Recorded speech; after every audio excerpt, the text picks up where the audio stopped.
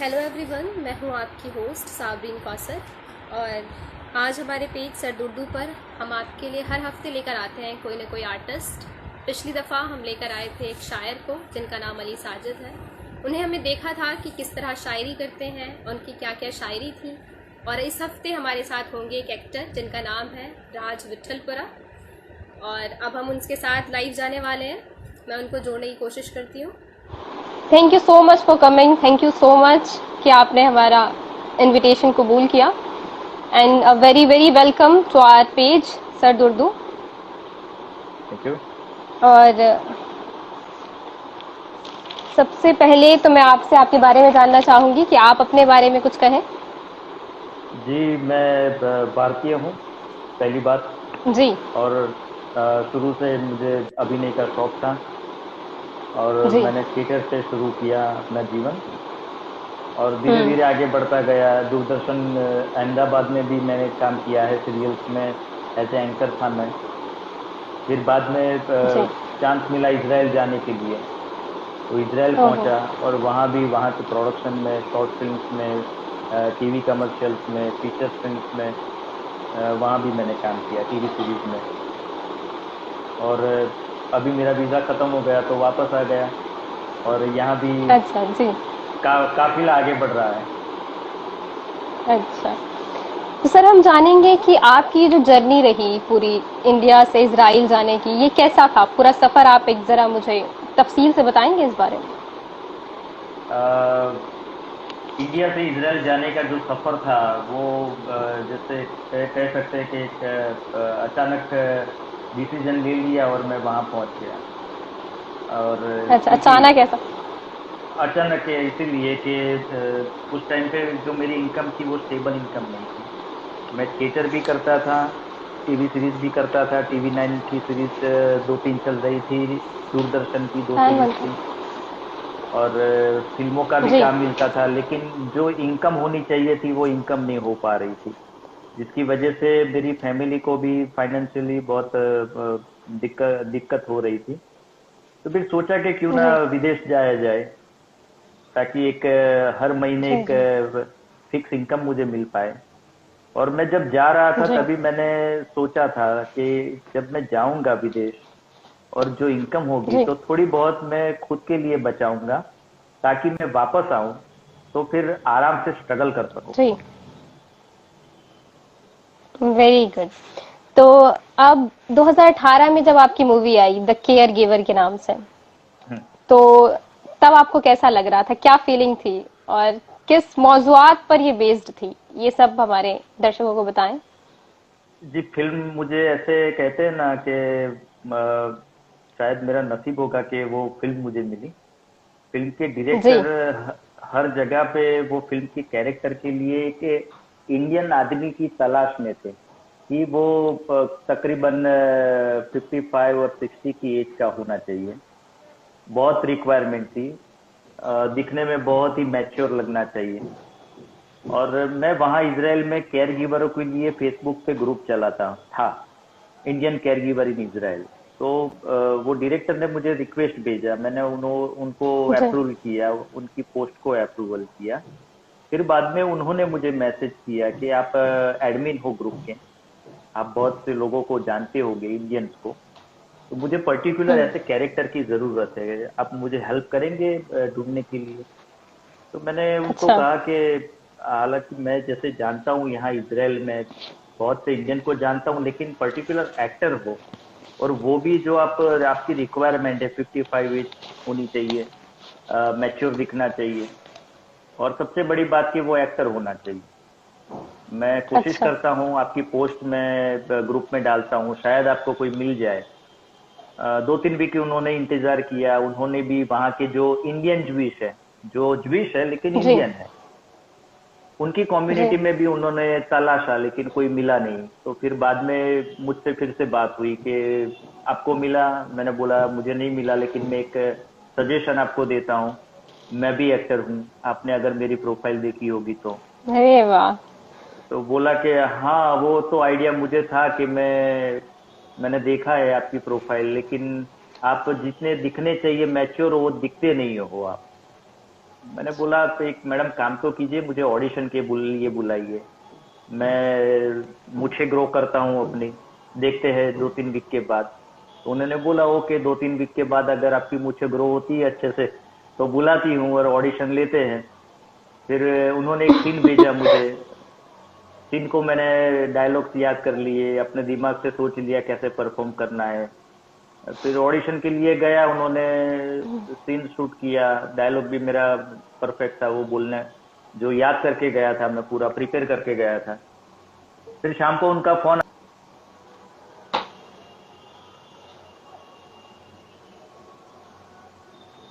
ओहो, वाह, कैसी फीलिंग रही उस वक्त? कैसी फीलिंग रही उस वक्त जब आप सेलेक्ट, ऐसा बोला गया आपको कि आप अप्रूव हो चुके हैं और आप अब एक्टिंग में, मेन एक्टिंग में हैं? अरे टाइम पे वाह। अच्छा, आपने कभी बॉलीवुड में ट्राई किया? जी, 2 बार तो मैं बम्बई से वापस आ गया था। ये किसी ने सवाल आपसे किया है कि आपके घर में कोई एक्टर है जिसे आप देखकर इंस्पायर हुए हो, या जिसे देखकर आप, यानी कोई आइडियल आपका? नहीं, मेरे घर में दूर दूर तक कोई एक्टर नहीं है, आप ही हैं। मैं ही बहुत हूँ। बड़ी बात। जी। अच्छा, तो मेरा मेरा ये सवाल आपसे था कि अगर आप बाय प्रोफेशन एक्टर ना होते तो आपने कुछ सोचा था कि आप इसके अलावा क्या कर सकते हैं, या फिर आपने क्या सोचा था इसके अलावा, एक्टिंग के अलावा? एक्टिंग के अलावा मैं कंप्यूटर बहुत अच्छी तरह से जानता हूँ, वेबसाइट डिजाइनिंग करता जी। हूँ, कंप्यूटर ऑपरेटर था मैं पहले। और एक अच्छा। उसी हमारी जो ग्राम पंचायत होती है वहां मैंने काम भी किया था एज ए कंप्यूटर ऑपरेटर। जी। तो शायद मैं कहीं किसी ऑफिस में कंप्यूटर ऑपरेटर ही होता, या तो कोई वेबसाइट डिजाइनिंग करता होता। अच्छा, तो अब आप अपने प्रोफेशन से खुश हैं कि मैंने एक्टिंग की, बहुत सेटिस्फाइड है अपनी लाइफ से? हाँ, अभी तो फिलहाल कह सकते हैं कि मैं सेटिस्फाइड हूँ, क्योंकि जो पहले मुझे जो काम यहाँ मिलता था इंडिया में, इसराइल जाने से पहले वो मिलता तो था, जी। लेकिन कभी कभी मिलता था कभी नहीं मिलता था, ऐसा होता था। और इसराइल जाने के बाद मानो कि ऐसे एक कॉन्फिडेंस आ गया है वहाँ काम करने के बाद कि चलो मैं भी एक्टर हूँ, अभी लोग मान रहे हैं कि मैं एक्टर हूँ। पहले मुझे बताना पड़ता था, पहले अगर लोग अच्छा, पूछते थे कि अब भाई क्या प्रूफ देने करते की हो। जरूरत नहीं है। हाँ, अभी कहने की जरूरत नहीं, अभी हाँ, लोग सामने से कहते हैं यार राज एक्टर। राज एक्टर। तो आज की जो यंगस्टर है जो एक्टिंग करना चाहते हैं, एक्टर बनना चाहते हैं, उनको आपकी क्या नसीहत, उनको आप क्या नसीहत देंगे कि उन्हें क्या करना चाहिए एक बेहतर एक्टर बनने के लिए? एक तो बेहतर एक्टर बनने के लिए तो बार बार कुछ ना कुछ सीखना ही पड़ता है हर बार। जो कहते हैं ना कि जी। जैसे हमारा एक्टरों का काम ऐसे होता है कि कहीं ना कहीं किसी न किसी को ऑब्जर्व करते रहते हैं। जी। शायद किसी स्क्रिप्ट में, किसी कैरेक्टर में शायद वो काम आ जाए वो चीज। अगर किसी को जी। देख लिया, कुछ अलग लगता है, वो लिंक से हटके है, अगर उसका एटीट्यूड कुछ अलग है, तो वो हम पकड़ के रखते हैं, याद रखते हो कि शायद कहीं ना कहीं किसी कैरेक्टर में हम वो दिखा सके, बता सके। तो ये ऑब्जर्वेशन कभी खत्म नहीं होगा, वो चलता ही रहेगा। जी। और दूसरी चीज है कि अगर आप जो कुछ बनना चाहते हैं तो वो चीज को छोड़िए मत, वो चालू चालू ही रखिए। कभी ना कभी तो सफलता मिलेगी। जी। और क्या जी, हो। आपका क्या मानना है कि एक्टिंग करने के लिए लोग कहते हैं कि फेस का होना बहुत अच्छा, बहुत जरूरी है, और बॉडी होनी चाहिए, इसमें आपका क्या मतलब आइडिया है कि या वाकई में इंडस्ट्री में ऐसा है कि फेस का होना जरूरी है, बहुत ब्यूटीफुल फेस होना चाहिए, फोटोजेनिक फेस होना चाहिए? इस तरह के र्यूमर्स चलते रहते हैं एक्टिंग के बेसिस पर। तो आप इसमें नहीं क्या तक कि आप इस इंडस्ट्री में है तो? नहीं, जी। मैं नहीं मानता कि अगर कुछ अच्छा फेस होना चाहिए या बॉडी फिगर ऐसा अच्छा होना चाहिए, मसल्स होने चाहिए। जी। और अभी के समय में तो है ही नहीं, क्योंकि बहुत सी ऐसे एक्टर्स आए हैं कि जिन्होंने पूरी परिभाषा ही बदल दी। जैसे नवाजुद्दीन जी। सिद्दीकी है, नवाजुद्दीन सिद्दीकी, जी बिल्कुल बिल्कुल। राजपाल यादव है, उनकी हाइट बहुत कम राजपाल है, फिर यादव, भी बहुत ही अच्छी एक्टिंग कमाल की करते हैं, एक्टिंग। बहुत ही अच्छी जी। कॉमेडी करते हैं। और उससे पहले की अगर बात करें तो ओमपुरी है। जी। ओमपुरी की अगर फेस देखो तो बड़े ही देखने में बहुत ही और लगता था फेस उनका, लेकिन और उन्होंने कुछ बहुत ही अच्छी अच्छी फिल्में की है, नेशनल अवार्ड की है उन्होंने भी। नसरुद्दीन शाह जब आए थे 8 फिल्मों में, तो लोग उनको देखते ही मतलब ऐसे वो कहते थे कि ये भाई कमर्शियल फिल्मों में नहीं चलेंगे, लेकिन आज उन्होंने प्रूव किया जी है। ओमपुरी साहब ने भी प्रूव किया है, नसरुद्दीन साहब ने भी प्रूव किया है, और बाद में जी मनोज जी। बाजपेयी है, नवाजुद्दीन सिद्दीकी है, बहुत सारे अच्छे अच्छे नए नए एक्टर आ रहे हैं। जॉनी लीवर है, बहुत जॉनी से लीवर एक्टर है, हैं। कहाँ जी, से शुरू किया था कहाँ तक पहुंचे वो। कहाँ तक पहुंचे। अच्छा, तो इसके अलावा आप अपनी पर्सनल लाइफ के बारे में कुछ बताएं, आपकी निजी जिंदगी के बारे में, आपकी फैमिली के निजी बारे में। जी जी, मेरे घर पे मेरी मम्मी है, पापा है, भाई है, भाभी है, बहन है, उसकी भी शादी हो गई है, भाई है, उसकी भी शादी हो गई है, और सभी लोग अभी अमेरिका में सेटल है, और मैं अभी इंडिया का अकेला हूँ, कोई नहीं है। जी। आपकी शादी नहीं हुई? नहीं, शादी नहीं हुई अभी, देखेंगे अच्छा अगर आप, कोई अच्छे से। अरे अच्छा, तो इरादा है आपका? इरादा अभी तक नहीं है, अभी इरादा यहाँ की फिल्मों में काम करना है, और भी काम करना है, बिजी एक्टर बनना है, फिर बाद में अच्छा सोचेंगे अगर कुछ होता है। अच्छा, अभी आपका क्या एम है कि आगे कहाँ तक क्या करना है आपको, किस तरह से कुछ प्लान किया है आपने? इसराइल से वापस आ रहा था तभी मैंने फिर सोचा इनका था जो है वहां भी, नेटवर्क एरर।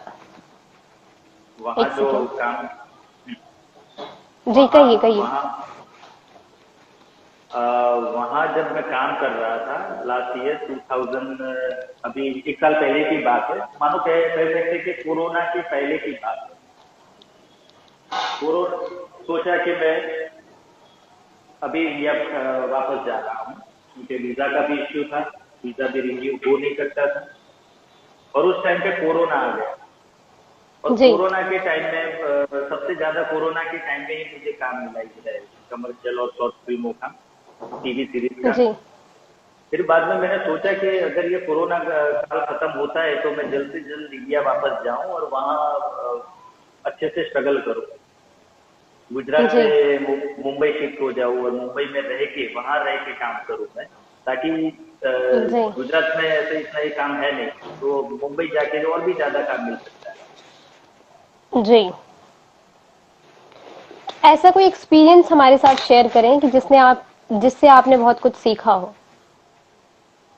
आपकी जिंदगी का कोई भी एक्सपीरियंस, या काम से, प्रोफेशन से रिलेटेड हो, या आपकी जिंदगी से रिलेटेड हो, कुछ भी कोई एक्सपीरियंस ऐसा, आपने कोई ऐसा तजर्बा किया हो। तजुर्बा की अगर बात करें तो जैसे विदेश में हम रहते हैं, विदेश जाते हैं, तो मैं जब जा जी रहा था तब सोच रहा था कि मैं एक नए देश में जा रहा हूँ, इसकी लैंग्वेज भी मुझे आती नहीं है, पहली बार जा हम्म। रहा हूँ, अकेले जा रहा हूँ, कोई फैमिली मेंबर नहीं है वहां पे, और पहचान वाला तो कोई है ही नहीं, कोई दोस्त भी नहीं है, तो मैं जाके वहां क्या जी करूँ। फिर गया वहां पे, इसराइल में गया, काम शुरू किया वहां पे, धीरे धीरे लैंग्वेज भी सीखी। मैं जाने से पहले सोच रहा था कि मुझे अच्छी अंग्रेजी नहीं मैं बोलना जानता, वहां जाके मुझे पता चला कि उनसे ज्यादा अच्छी इंग्लिश तो मैं बोल रहा हूँ। ओहो मतलब कुछ भी अगर कोई ऐसी परिस्थिति आ जाए तो वहां डरने की वजह से, हिम्मत से अगर काम ले तो अपना काम बन जाता है वहाँ। और धीरे अच्छा, धीरे वाह। तो आपने कहाँ से सीखी फिर इजरायली जबान? वहीं से, वहीं रहकर सीखी आपने कौन जबान, सी जगह, वहां इजराइल की जबान? जगह इजरायली, जी, हाँ वहां वहां रह के, हिब्रू।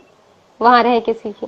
ठीक है, लोगों से बात करके, या कोई पर्टिकुलर कोई ट्यूशन वगैरह लिया, या इंस्टीट्यूशन ज्वाइन किया? नहीं नहीं नहीं नहीं, लोगों से बात करके, शुरू बस के पाँच बातचीत साल से? हाँ, शुरू के 5 साल में जैसे हम नमस्ते हेलो ऐसे करते, वो उतना ही मैं बोल पा रहा था। फिर 5 साल के जी बाद और ज्यादा मैं सीखा, और अभी मैं फ्लुएंट हिब्रू बोल सकता हूँ। जी जी। इजराइल की कोई स्पेशलिटी? इसराइल की तो बहुत स्पेशलिटी है, जैसे जैसे? फला फलाफल, जैसे हम हम्म। बॉम्बे में बड़ा बड़ा पाव खाते हैं ना, वैसे जी इजरायली जी फलाफल, फलाफल वहां मिलता है। वो ऐसे पीटा ब्रेड होती है, राउंड, जी उसमें सलाद होता है, और जैसे हमारे गुजरात के जो भजिया होते हैं, बड़ा ऐसे भजिया डालते हैं उसमें, और ऊपर से चटनी डालते हैं, सॉस डालते हैं और खाते हैं आराम से। वो इजराइल की स्पेशल अच्छा, daily routine dish, special like Israeli vada pav, हम उसे ऐसा कहते हैं। इजरायली वड़ा पाव। सही, ठीक है। अब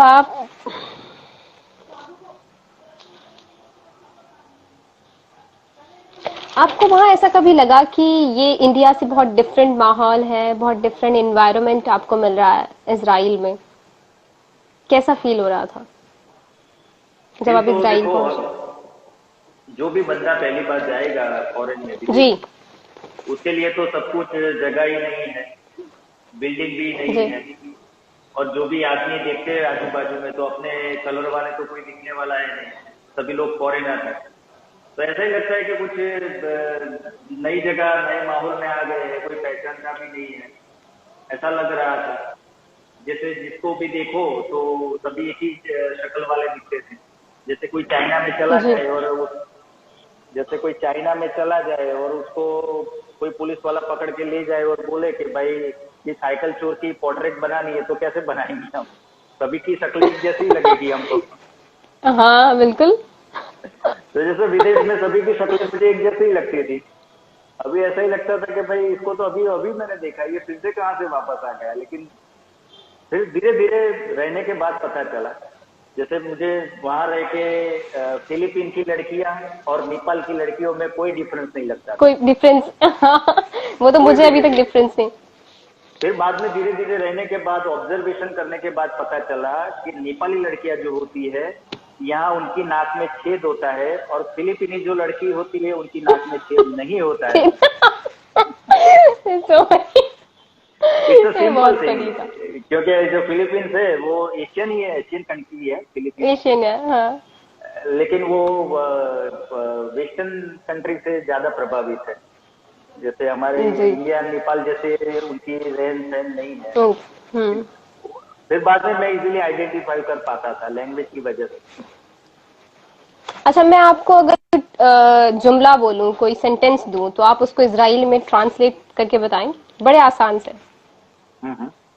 कोशिश करता हूँ। जी, मैंने कहा कि मेरा नाम साबरीन है, इसको आप कैसे इजराइल में ट्रांसलेट करेंगे?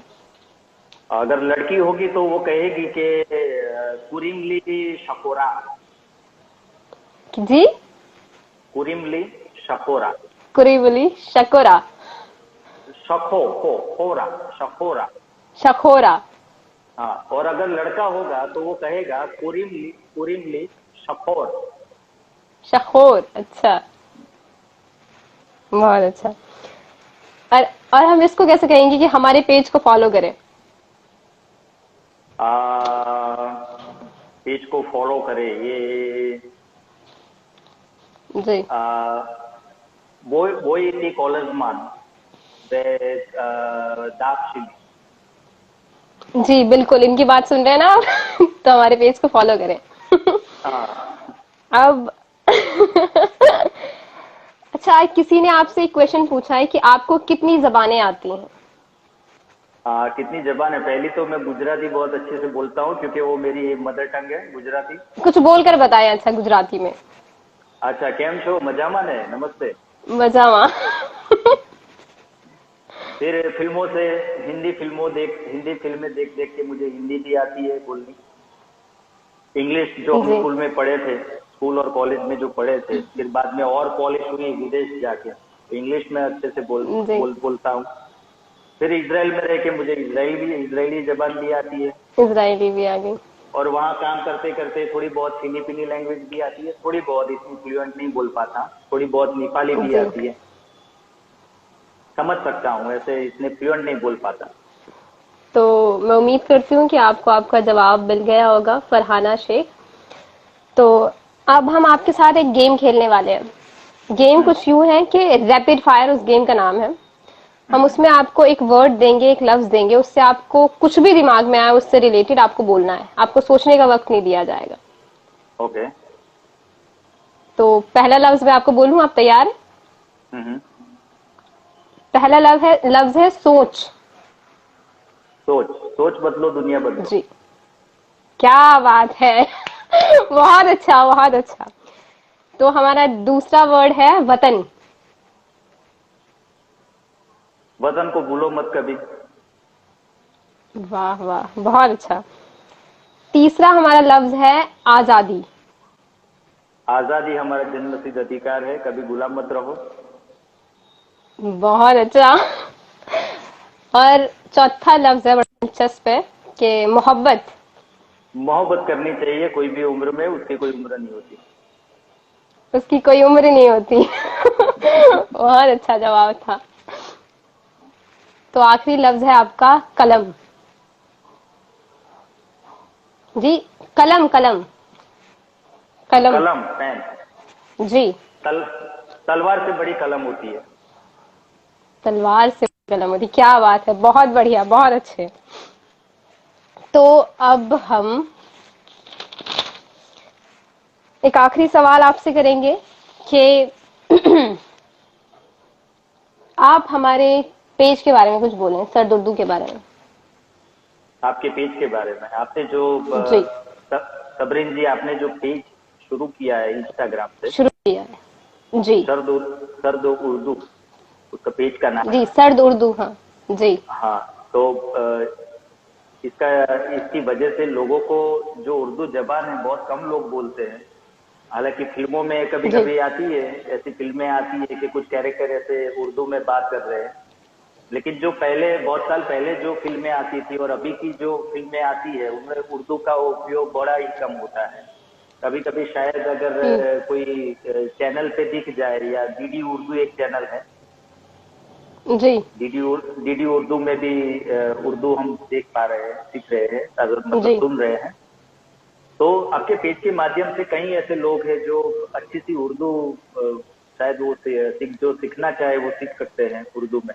जी, और वो वैसे बिल्कुल। कहते, उर्दू बड़ी बड़ी मीठी जबान होती है। अगर कोई एक बार उससे मोहब्बत कर ले जो जबान से, तो वो शायद कभी भूलेगा नहीं वो। भूलेगा नहीं, बिल्कुल। तो बहुत बहुत शुक्रिया आपका हमारे साथ जुड़ने के लिए, और आपका भी। आपसे फिर होगी मुलाकात। जी, थैंक यू सो मच। तो thank you so much. Thank you so much for coming. Thank you.